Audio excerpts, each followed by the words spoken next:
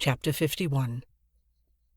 What purpose I had in view, when I was hot on tracing out and proving Estella's parentage, I cannot say. It will presently be seen that the question was not before me in a distinct shape, until it was put before me by a wiser head than my own. But when Herbert and I had held our momentous conversation, I was seized with a feverish conviction that I ought to hunt the matter down, that I ought not to let it rest, but that I ought to see Mr. Jaggers and come at the bare truth. I really do not know whether I felt that I did this for Estella's sake, or whether I was glad to transfer to the man in whose preservation I was so much concerned, some rays of the romantic interest that had so long surrounded her. Perhaps the latter possibility may be the nearer to the truth. Anyway, I could scarcely be withheld from going out to Gerrard Street that night. Herbert's representations that if I did, I should probably be laid up and stricken useless, when our fugitive's safety would depend upon me, alone restrained my impatience. On the understanding, again and again reiterated, that come what would, I was to go to Mr. Jaggers tomorrow, I at length submitted to keep quiet, and to have my hurts looked after, and to stay at home. Early next morning we went out together, and at the corner of Giltspur Street by Smithfield, I left Herbert to go his way into the city, and took my way to Little Britain. There were periodical occasions when Mr. Jaggers and Wemmick went over the office accounts, and checked off the vouchers, and put all things straight. On these occasions Wemmick took his books and papers into Mr. Jaggers's room, and one of the upstairs clerks came down into the outer office. Finding such a clerk on Wemmick's post that morning, I knew what was going on. But I was not sorry to have Mr. Jaggers and Wemmick together, as Wemmick would then hear for himself that I said nothing to compromise him. My appearance with my arm bandaged and my coat loose over my shoulders favoured my object.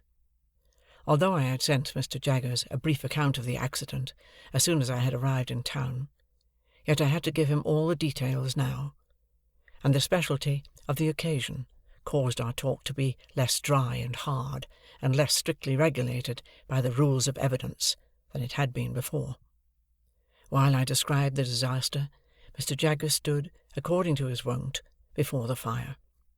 Wemmick leaned back in his chair, staring at me, with his hands in the pockets of his trousers, and his pen put horizontally into the post. The two brutal casts, always inseparable in my mind from the official proceedings, seemed to be congestively considering whether they didn't smell fire at the present moment. My narrative finished, and their questions exhausted, I then produced Miss Havisham's authority to receive the £900 for Herbert. Mr. Jaggers's eyes retired a little deeper into his head when I handed him the tablets, but he presently handed them over to Wemmick, with instructions to draw the cheque for his signature. While that was in course of being done, I looked on at Wemmick as he wrote, and Mr. Jaggers, poising and swaying himself on his well-polished boots, looked on at me. "I am sorry, Pip," said he, as I put the cheque in my pocket when he had signed it, "that we do nothing for you." "Miss Havisham was good enough to ask me," I returned, "whether she could do nothing for me, and I told her no." "Everybody should know his own business," said Mr. Jaggers, and I saw Wemmick's lips form the words, "portable property." "I should not have told her no, if I had been you," said Mr. Jaggers, "but every man ought to know his own business best." "Every man's business," said Wemmick, rather reproachfully towards me, "is portable property." As I thought the time was now come for pursuing the theme I had at heart, I said, turning on Mr. Jaggers, "I did ask something of Miss Havisham, however, sir. I asked her to give me some information relative to her adopted daughter, and she gave me all she possessed." "Did she?" said Mr. Jaggers, bending forward to look at his boots, and then straightening himself. "Ha! I don't think I should have done so, if I had been Miss Havisham, but she ought to know her own business best." I know more of the history of Miss Havisham's adopted child than Miss Havisham herself does, sir. I know her mother." Mr. Jaggers looked at me inquiringly, and repeated, "Mother?" "I have seen her mother within these 3 days." "Yes?" said Mr. Jaggers. "And so have you, sir. And you have seen her still more recently." "Yes?" said Mr. Jaggers. "Perhaps I know more of Estella's history than even you do," said I. "I know her father, too." A certain stop that Mr. Jaggers came to in his manner. He was too self-possessed to change his manner, but he could not help its being brought to an indefinably attentive stop, assured me that he did not know who her father was. This I had strongly suspected from Provis's account, as Herbert had repeated it, of his having kept himself dark, which I pieced on to the fact that he himself was not Mr. Jaggers's client until some 4 years later, and when he could have no reason for claiming his identity. But I could not be sure of this unconsciousness on Mr. Jaggers's part before, though I was quite sure of it now. "So, you know the young lady's father, Pip?" said Mr. Jaggers. "Yes," I replied. "And his name is Provis, from New South Wales." Even Mr. Jaggers started when I said those words. It was the slightest start that could escape a man, the most carefully repressed and the soonest checked, but he did start, though he made it a part of the action of taking out his pocket-handkerchief. How Wemmick received the announcement, I am unable to say, for I was afraid to look at him just then, lest Mr. Jaggers's sharpness should detect that there had been some communication unknown to him between us. "And on what evidence, Pip?" asked Mr. Jaggers, very coolly, as he paused with his handkerchief half-way to his nose. "Does Provis make this claim?" "He does not make it," said I, "and has never made it, and has no knowledge or belief that his daughter is in existence." For once, the powerful pocket-handkerchief failed. My reply was so unexpected that Mr. Jaggers put the handkerchief back into his pocket without completing the usual performance, folded his arms, and looked with stern attention at me, though with an immovable face. Then I told him all I knew, and how I knew it, with the one reservation that I left him to infer that I knew from Miss Havisham what I in fact knew from Wemmick. I was very careful indeed as to that. Nor did I look towards Wemmick until I had finished all I had to tell, and had been for some time silently meeting Mr. Jaggers's look. When I did at last turn my eyes in Wemmick's direction, I found that he had unposted his pen, and was intent upon the table before him. "Ha!" said Mr. Jaggers at last, as he moved towards the papers on the table. "What item was it you were at, Wemmick, when Mr. Pip came in?" But I could not submit to be thrown off in that way, and I made a passionate, almost an indignant appeal to him to be more frank and manly with me. I reminded him of the false hopes into which I had lapsed, the length of time they had lasted, and the discovery I had made, and I hinted at the danger that weighed upon my spirits. I represented myself as being surely worthy of some little confidence from him, in return for the confidence I had just now imparted. I said that I did not blame him, or suspect him, or mistrust him, but I wanted assurance of the truth from him. And if he asked me why I wanted it, and why I thought I had any right to it, I would tell him, little as he cared for such poor dreams, that I had loved Estella dearly and long, and that although I had lost her, and must live a bereaved life, whatever concerned her was still nearer and dearer to me than anything else in the world.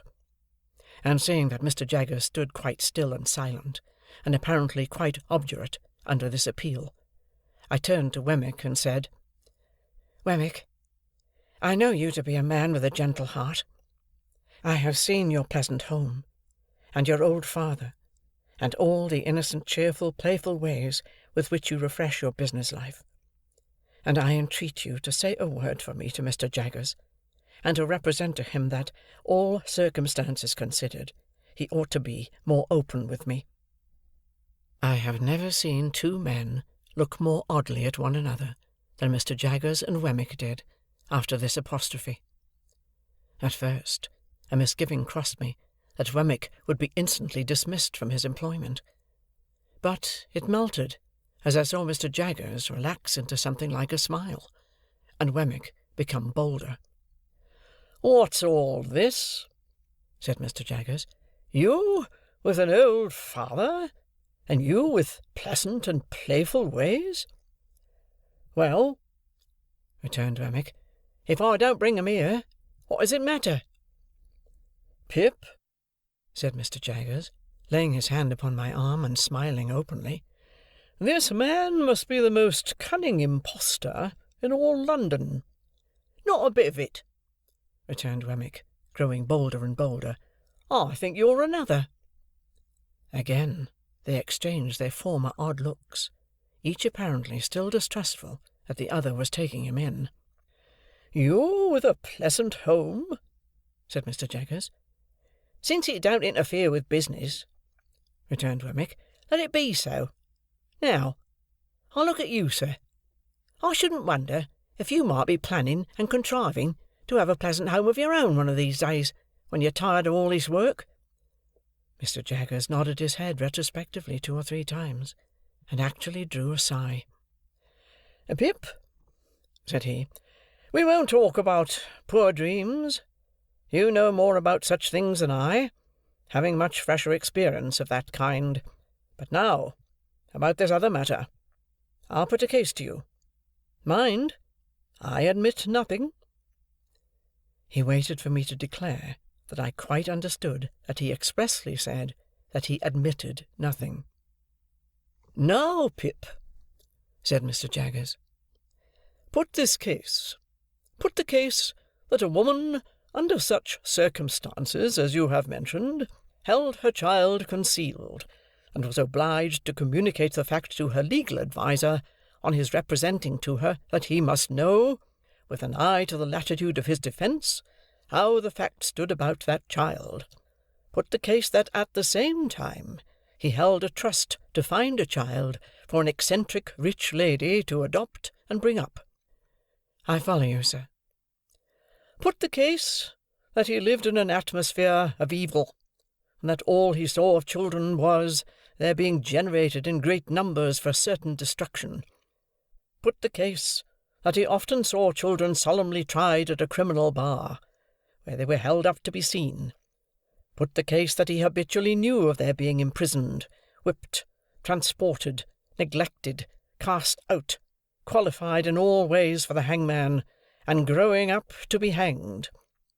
Put the case that pretty nigh all the children he saw in his daily business life, he had reason to look upon as so much spawn, to develop into the fish that were to come to his net, to be prosecuted, defended, forsworn, made orphans, bedevilled somehow." "I follow you, sir." "Put the case, Pip, that here was one pretty little child out of the heap, who could be saved, whom the father believed dead, and dared make no stir about, as to whom, over the mother, the legal adviser had this power. I know what you did, and how you did it. You came so and so. This was your manner of attack, and this the manner of resistance. You went so and so. You did such and such things to divert suspicion. I have tracked you through it all, and I tell you it all. Part with the child, unless it should be necessary to produce it to clear you, and then it shall be produced. Give the child into my hands, and I will do my best to bring you off. If you are saved, your child is saved too. If you are lost, your child is still saved. Put the case that this was done, and that the woman was cleared." "I understand you perfectly." "But that I make no admissions?" "That you make no admissions." And Wemmick repeated, "No admissions." "Put the case, Pip, that passion and the terror of death had a little shaken the woman's intellect, and that when she was set at liberty, she was scared out of the ways of the world, and went to him to be sheltered. Put the case that he took her in, and that he kept down the old, wild, violent nature whenever he saw an inkling of its breaking out, by asserting his power over her in the old way. Do you comprehend the imaginary case? Quite. Put the case that the child grew up and was married for money, that the mother was still living, that the father was still living, that the mother and father, unknown to one another, were dwelling within so many miles, furlongs, yards, if you like, of one another, that the secret was still a secret, except that you had got wind of it. Put that last case to yourself very carefully. I do. I ask Wemmick to put it to himself very carefully. And Wemmick said, I do. For whose sake would you reveal the secret? For the father's? I think he would not be much the better for the mother. For the mother's? I think if she had done such a deed, she would be safer where she was. For the daughter's?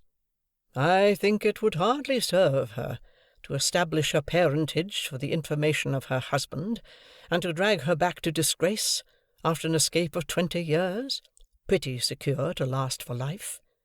But add the case that you had loved her, Pip, and had made her the subject of those poor dreams, which have, at one time or another, been in the heads of more men than you think likely, and I tell you that you had better, and would much sooner, when you had thought well of it, chop off that bandaged left hand of yours with your bandaged right hand, and then pass the chopper on to Wemmick there, to cut that off too.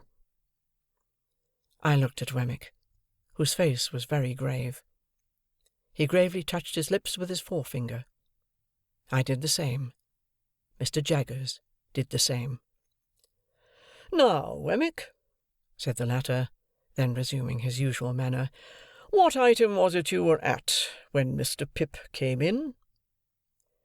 Standing by for a little while they were at work, I observed that the odd looks they had cast at one another were repeated several times, with this difference now, that each of them seemed suspicious, not to say conscious, of having shown himself in a weak and unprofessional light to the other.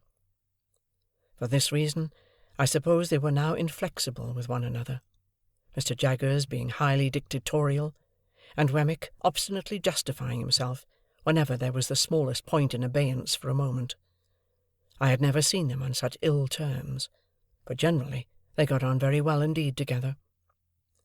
But they were both happily relieved by the opportune appearance of Mike, the client with the fur cap, and the habit of wiping his nose on his sleeve, whom I had seen on the very first day of my appearance within those walls. This individual, who, either in his own person or in that of some member of his family, seemed to be always in trouble, which in that place meant Newgate, called to announce that his eldest daughter was taken up on suspicion of shoplifting. As he imparted this melancholy circumstance to Wemmick, Mr. Jaggers, standing magisterially before the fire, and taking no share in the proceedings, Mike's eye happened to twinkle with the tear. "What are you about?" demanded Wemmick, with the utmost indignation. "What do you come snivelling here for?" "I didn't go to do it, Mr. Wemmick." "You did," said Wemmick. "How dare you? You're not in a fit state to come here. If you can't come here without spluttering like a bad pen, what do you mean by it?" "A man can't help his feelings, Mr. Wemmick," pleaded Mike. "His what?" demanded Wemmick, quite savagely. "Say that again." "Now, look here, my man," said Mr. Jaggers, advancing a step, and pointing to the door. "Get out of this office. I'll have no feelings here.